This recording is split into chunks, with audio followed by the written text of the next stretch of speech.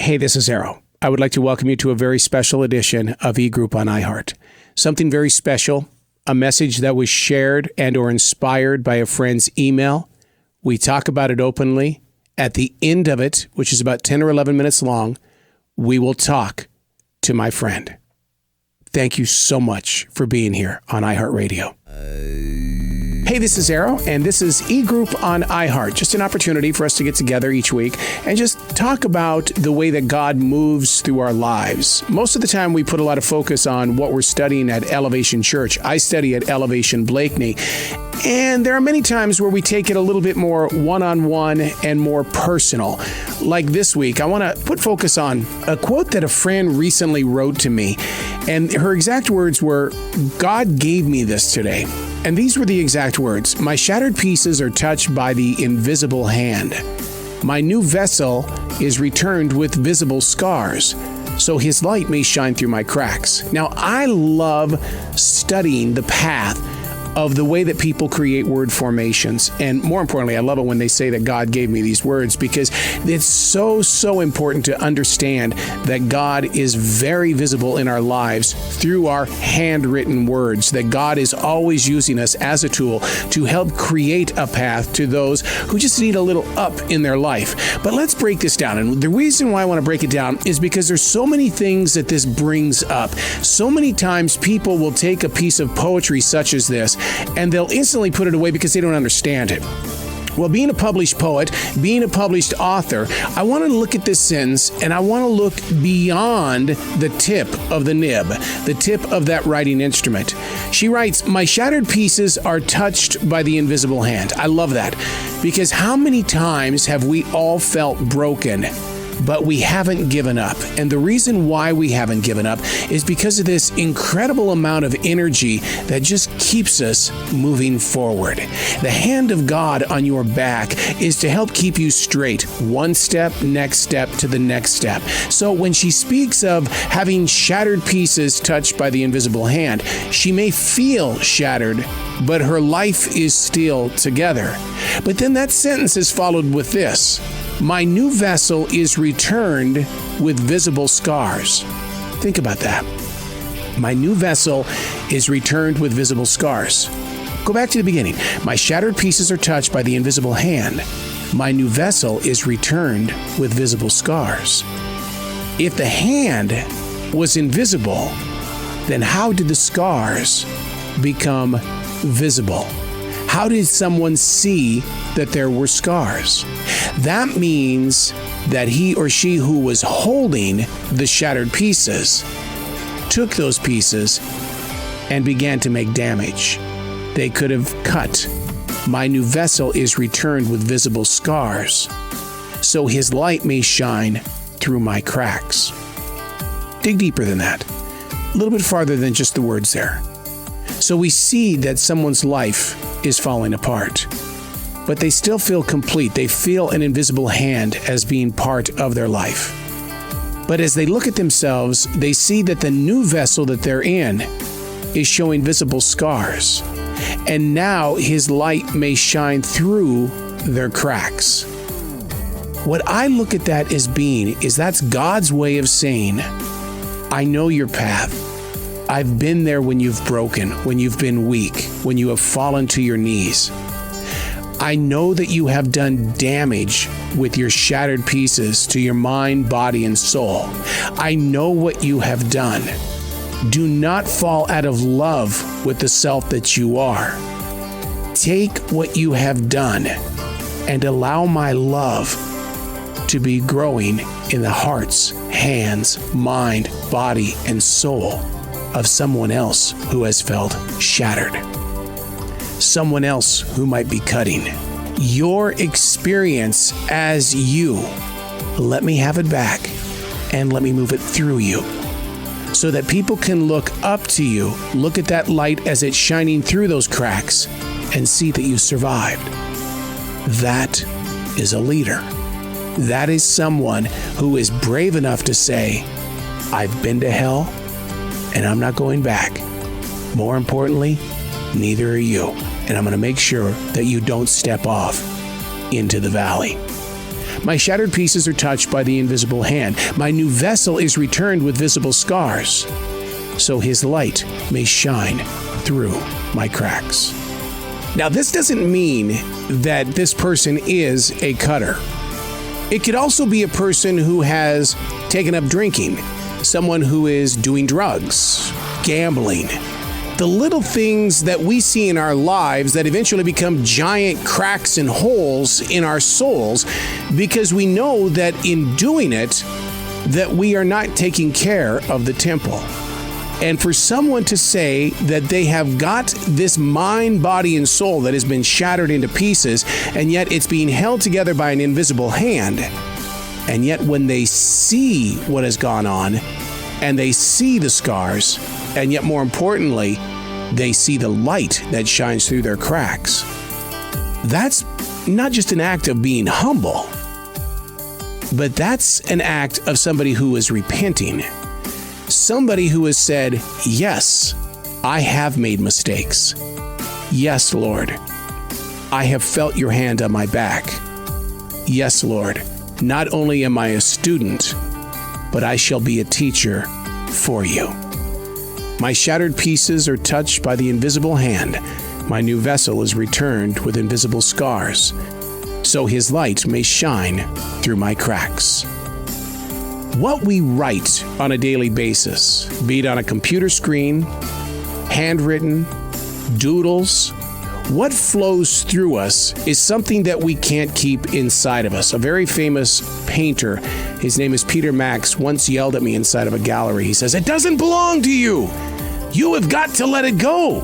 Give it back to the universe." How many times during your average everyday do you have so much energy inside of you, but you don't understand why or what you're going to do? And you try to push that energy away and you say, wait till we get home. Or you look for ways to get rid of that energy by going to websites.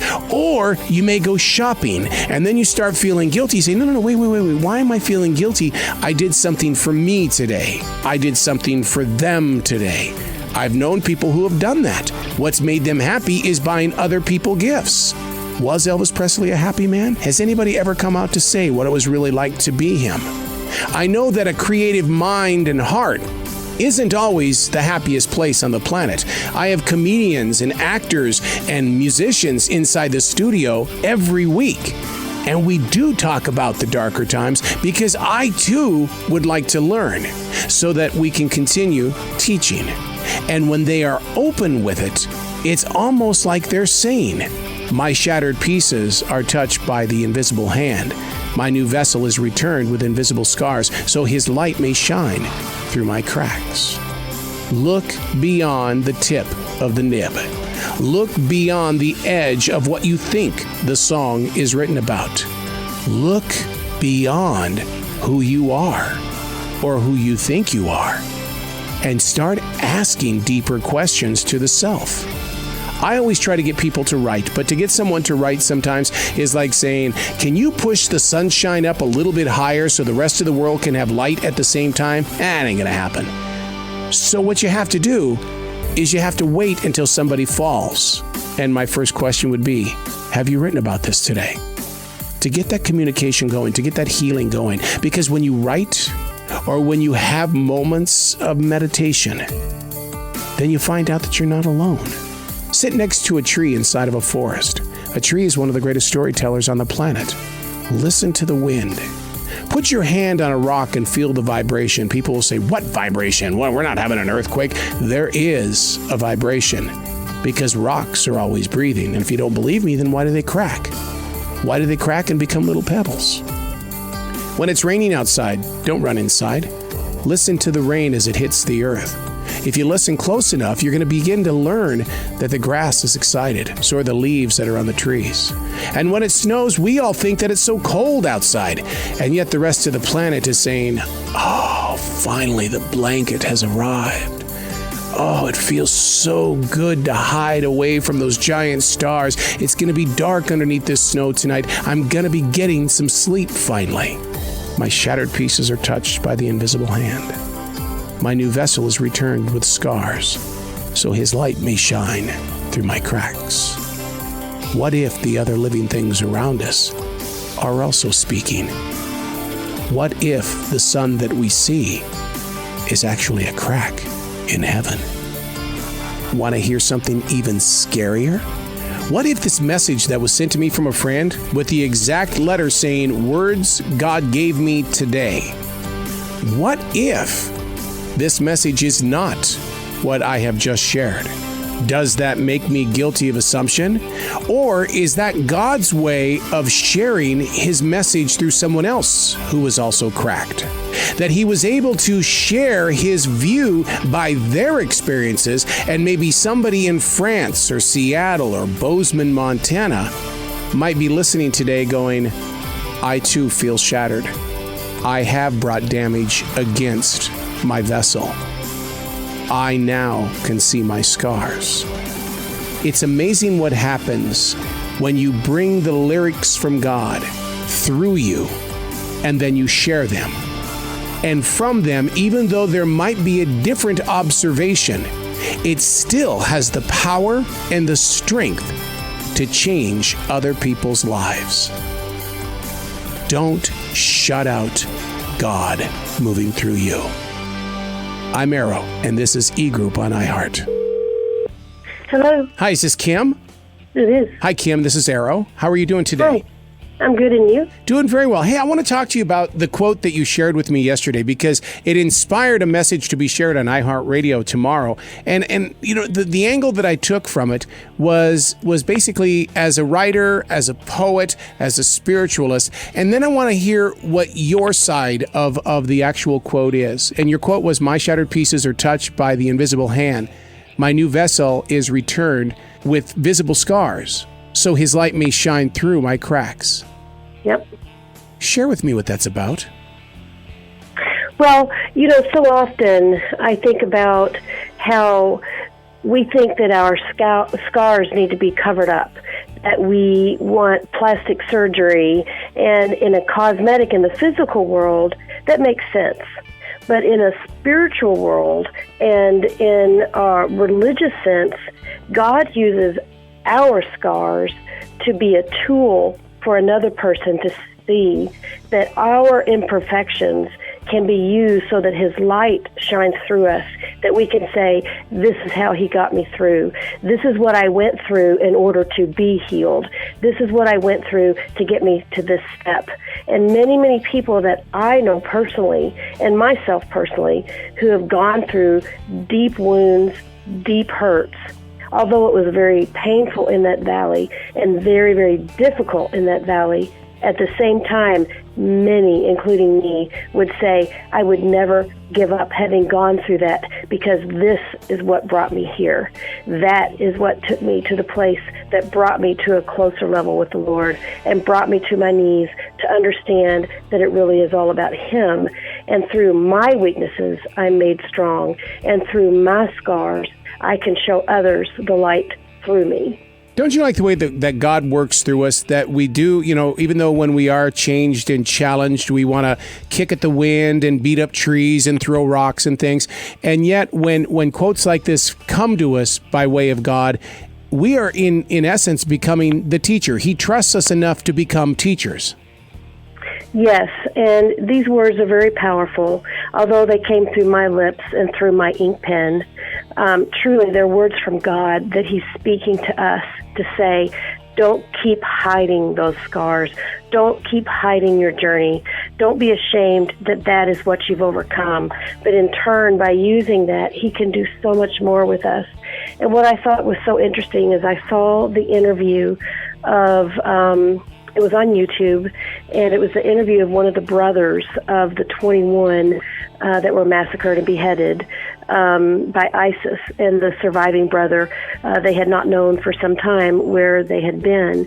And this was a radio interview, and the statement that this brother said was so powerful that it sent chills through me yesterday. And one of the questions that the radio host said, first of all, is, "How are you doing?" He said, "We're doing wonderful. We are holding our heads high. We're very proud for what my two brothers have done." And they gave their names. And then he said, "What would you do if you saw one of the ISIS members that killed your two brothers and beheaded them the way that they did, what would you say to them, to him? And he said, I just had this, of course, this was through a translator. He said, I just had this conversation with my mother this morning. And I asked her, what would you do if he came through our village and walked through here? And she said, I would invite him to my home. And she said, I would say to him, thank you, because you brought me to the kingdom of heaven. And the statement was so powerful. He was talking about, because we love our enemies, that is what brings us to the throne and to the kingdom of God. And it's the same with these shattered pieces that are scattered everywhere, whether it's through atrocities such as having a sibling beheaded for the name of Christ, all the way to someone cheating us or wounding us or hurting us or loss of jobs, and all of these things that we struggle through in our life, that if we could only truly understand that these scars bring us to the kingdom of God, that the light is even more powerful through that, and that if we conceal it and we hide it, that we end up struggling further, and nobody knows exactly that truly the neighbor next door has gone through something similar, or before you know it, when you've shared something, as I teach in my Bible classes, that I say, don't hide that. What is the most private is the most common. And when you think you're the only one that's struggling with prayer, if you are the only one that can't seem to get words when you try to talk to God, you think you're the only one that had that issue. You think you're the only one that's being tempted in that way. And suddenly, when you share that and you reveal the Band-Aid and you take the little mask off and you take that cover off and you say, here's a scar, and suddenly everybody says, oh, and you've overcome that? How did you do it? Oh, you're doing so great. You're such an example. And before you know it, His light is shining through those scars. We are several hundred miles apart, and yet we're on the same page. This morning on iHeart Radio, I spoke of the world's definition of forgiveness, and the world's definition of forgiveness is remarkably different from which the Bible describes. Because if we were to ask somebody off the street what forgiveness is, they would think that, oh, I'm going to forgive them for doing something wrong. But the biblical definition of forgiveness is that it's much broader and more comprehensive than what the world believes. In Matthew 6:14, Jesus shows us what forgiveness really is. For if you forgive others their trespasses, your heavenly Father will also forgive you. And you sharing that story instantly took me back to what we were just talking about at 7 o'clock this morning on iHeart Radio. And it's a continuation of what would you do? Well, so many people would get angry and they think that's the right way to go. Forgiveness.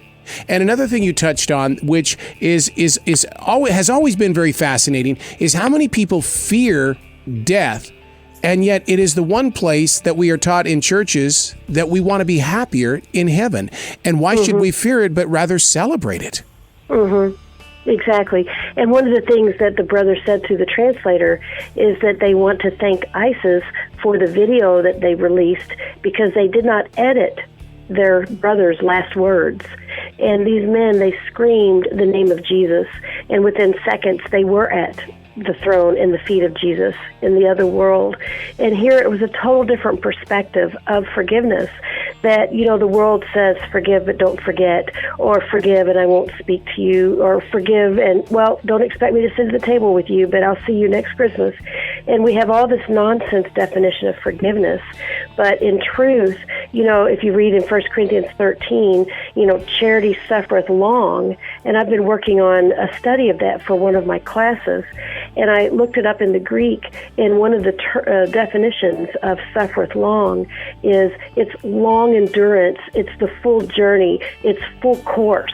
And so when we say that we love someone and we love our enemies, that, you know, especially even someone we love intimately or personally, that we are to suffer long that journey with them, for them, so that in time, when they reach the place where they should be, and they should be with the Lord, or maybe they've come and apologized to you, that truly, if we have that love, as much as we can have with me, I can have people following me with my writing, I can have my classes, I can quote scripture, you know, we have radio programs, and people listen to us. We have all of that. But if we do not have love, we have nothing. None of it even matters. It doesn't matter how much prophecy we can do. It doesn't matter what we can teach, what we can drive out, and who we can pray for. But this particular man, his brothers were murdered and beheaded in the way that they were. his first words out of his mouth were, I want to thank them for bringing us to the kingdom of heaven. And that's the ultimate love, to be able to have tapped that in a time of tragedy. And so for me, that when we have those shattered pieces, whatever that tragedy is in our life, that first of all, the invisible hand comes and helps us. We don't see that. We don't see a physical Jesus. There are a few people that have had visions, but, there's no one, at least I haven't experienced a physical touch of Jesus in that way where I saw his hand. But I know that he has put my vessel back together many times. And now my pattern, as I'm getting older, there's more cracks there, but there's more light, too, that's coming out. And I'm able to be an example to others and show that through our shattered pieces, our light becomes brighter and brighter. You also did a story this week on the American Christian, which I thought was mind-blowing because of the number of people that are no longer going to church. And I think the one that really kind of blew me away the most was how loud the music is and how they have to be perfect singers up there on that stage. You really have no problem bearing your truths. Yes, and I think that may be what my assignment is from the Lord for the rest of my life. That, people who know me know that I'm very real, and that's something that's been consistently said to me, is they say, Kim, you are just so real. I talk about the real stuff. And, we go to church, and again, back to that statement, what is the most private is the most common. And you go into the churches, and I happened to just stumble on that particular article, and it was saying, why don't people sing in church? What's going on? And they had different things, and I really understood it. First of all, there's such a program of churching going on, so to speak, in the church. It's more of a program. Most churches have people audition, and they want it very professional. There's the good side of that, definitely. Then the negative side is people feel it's somewhat of a program and they're not good enough. The second part is that the music is so loud that you can't even hear yourself sing. And I've been in many programs like that where I just literally could not even hear my own voice. And the other is the singers on the platform are very talented, and you don't feel nearly as good to sing. So there's a lot of people that maybe don't feel blessed in the singing area that just end up being quiet, and so everybody backs off. But that was an interesting thing that God is bringing to my attention, is what is really going on. One, people are not going to church. The attendance has dropped drastically.